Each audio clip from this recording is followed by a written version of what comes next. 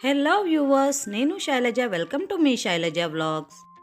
ఈరోజు మన రెసిపీ వచ్చేసి నేతి నువ్వుల అరిసెలు. సంక్రాంతి అంటేనే అరిసెలు, అరిసెలు అంటేనే సంక్రాంతి. సంక్రాంతికి అరిసెలు చెయ్యని ఇల్లంటూ ఉండదండి. పల్లెటూర్లలో అయితే ఆ సందడే వేరండి. అలాంటి అరిసెల్ని మనము ఇప్పుడు ప్రిపేర్ చేసుకోబోతున్నాము. అరిసెలకి మెయిన్ ఇంగ్రీడియంట్ బెల్లము. మనము ఇప్పుడు బెల్లం అరిసెలు ప్రిపేర్ చేసుకోబోతున్నాము. దీంట్లో కొంచెం కూడా పంచదార అనేది యూస్ చేయట్లేదండి. ఎందుకంటే పంచదార హెల్త్కి అంత మంచిది కాదు కాబట్టి ప్యూర్గా బెల్లం అరిసెలు మాత్రమే చేసుకోబోతున్నాము.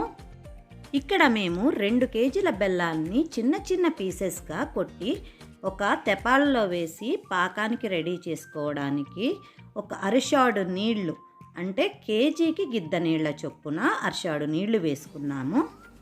ఇది ఇంకొక మెయిన్ ఇంగ్రీడియంట్. దీనిలో 2 కేజీల బెల్లానికి 4 కేజీల బియ్యాన్ని 15 గంటలు నానబెట్టుకొని, అంటే ఈరోజు సాయంత్రం 6 గంటలకు బియ్యం నానబెడితే రేపు ఉదయం 9 గంటల వరకు బియ్యాన్ని నాననివ్వాలి. తరువాత శుభ్రంగా కడిగి నీళ్ళని వడకట్టాలి. బియ్యం మాత్రం ఆరపెట్టకూడదండి, తడిగానే ఉండాలి బియ్యము. వాటిని మర ఆడించి తడిపోకుండా ఇలా జల్లెడ పట్టుకోవాలి. మామూలుగా అయితే 2 కేజీల బెల్లానికి 3 కేజీల రైస్ సరిపోతుంది. కానీ పిండి సరిపోకపోతే ఇబ్బంది పడతారు కాబట్టి నేను 4 కేజీల రైస్ అని చెప్పాను. కొంచెం ఎక్స్ట్రా పిండి ఉన్నా మనం వేరే వాటికి ఉపయోగించుకోవచ్చు కాబట్టి. ఈలోపు బెల్లాన్ని పొయ్యి మీద పెట్టి కరగనిచ్చి పాకం రానివ్వాలి. ఈ పాకం అనేది పర్ఫెక్ట్ కన్సిస్టెన్సీలో ఉండాలండి. లేత పాకం వస్తే బియ్యం పిండి ఎక్కువగా పట్టేస్తుంది, నూనె కూడా పీలుస్తాయి పప్పలు. అదే ముదురు పాకం వచ్చిందనుకోండి, పిండి ఎక్కువ పట్టదు, తర్వాత పప్పలు తినడానికి కూడా చాలా గట్టిగా ఉంటాయి. అందుకని పాకం కన్సిస్టెన్సీ కరెక్ట్గా చూసుకోవాలి. ఈ పాకం పట్టడంలో మా అమ్మ చాలా ఎక్స్పర్ట్. అందరూ మా అమ్మతోనే పట్టించుకుంటారు. ఒక ప్లేట్లో నీళ్లు పోసుకొని మధ్య మధ్యలో పాకాన్ని చెక్ చేసుకుంటూ ఉండాలి. చూడండి, ఇప్పుడు పాకాన్ని చెక్ చేస్తున్నారు. ఇది ఇంకా రాలేదు, అందుకని చెప్పేసేసి ఇంకా కొంచెం సేపు ఉడకబెడుతున్నారు. కొంచెం సేపు ఉడికిన తరువాత మళ్ళీ పాకాన్ని చెక్ చేస్తున్నారు. చూడండి, ఇప్పుడు పాకం వచ్చింది. పాకం వచ్చిన వెంటనే మనము దీనిని దింపేసుకోవాలి, లేకపోతే పాకం ముదిరిపోతుంది. ఇలా మోగాలి.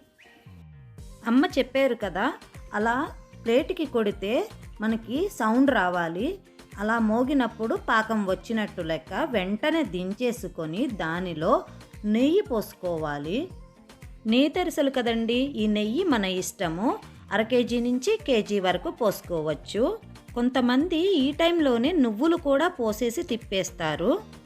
తరువాత పాకంలో మనం జల్లెడ పట్టుకున్న తడిపిండి ఉంది కదండి, అది పోసుకుంటూ తిప్పుతూ ఉండాలి. ఎక్కడా పొడిపిండి లేకుండా, ఉండలు కట్టకుండా తిప్పుతూనే ఉండాలి. ఇది ఎంతవరకు పిండి పొయ్యాలి అంటే చూడండి, కర్ర లేపితే పిండి కింద పడకుండా కర్రకు అంటుకొని ఉంది. పిండి ముద్ద కూడా అవుతూ ఉండాలి. ఈ కన్సిస్టెన్సీ వరకు పిండి పోసుకొని కలుపుకోవాలి. పిండి జారుగా ఉంటే పప్ప చేయడానికి రాకుండా పిండి సాగిపోతూ ఉంటుంది. అదే పిండి గట్టిగా ఉంటే పప్ప సాగదు చేసేటప్పుడు.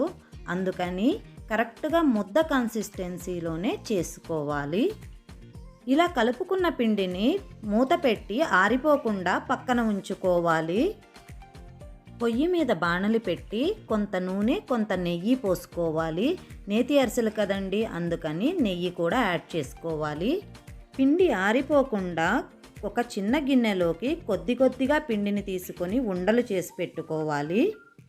మా అమ్మ అరిసెలు చేయడానికి కానీ, పప్పలు చేయడానికి కానీ బాదమాకులు కానీ లేకపోతే అరిటాకులు కానీ యూస్ చేస్తారు. అరిసెలు అంటేనే జనాలతో కూడుకున్న పని. ఇది వండటానికి ఎక్కువ జనాలు కావాలి. అందుకే సంక్రాంతి టైంలో అయితే అందరూ ఊర్ల నుంచి వస్తారు కదండి, ఇంకా ఇరుగు పొరుగు వాళ్ళతో కూడా కలిసి ఈ అరిసెలు వండుకుంటారు. ఇక్కడ పక్కింటి పెద్దమ్మ ఉండలు చేస్తున్నారు. మా మరదలు పప్ప నువ్వులు అద్ది పప్ప చేస్తుంది. మా అమ్మ ఆ పప్పని సరిచేసుకొని నూనెలో వేస్తుంది.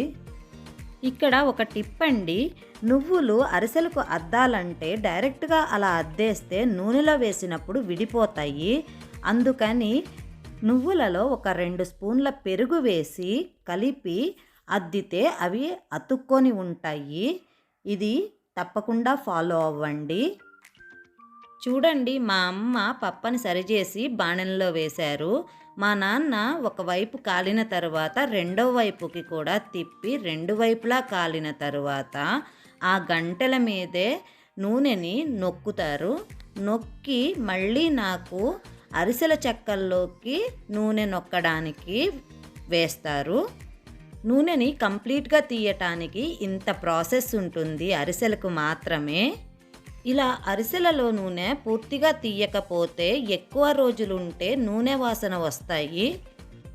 చూడండి, నాన్న వేసిన అరిసెని నేను అరిసెల చెక్కతో ఒత్తి వేరే ప్లేట్లోకి ట్రాన్స్ఫర్ చేశాను.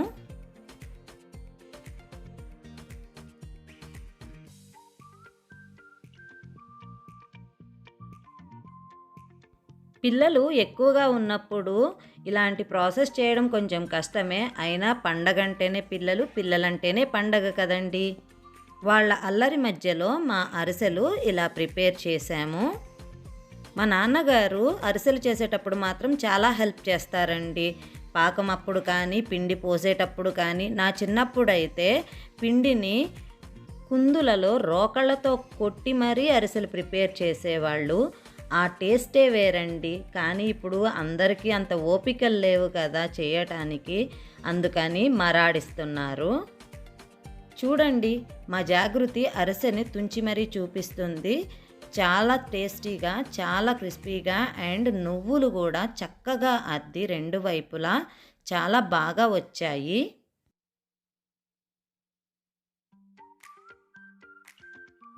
ఎంతో టేస్టీ అయిన సంక్రాంతి అరిసెలు రెడీ అయిపోయినాయి. Thanks for watching. Please like, share and subscribe to our channel.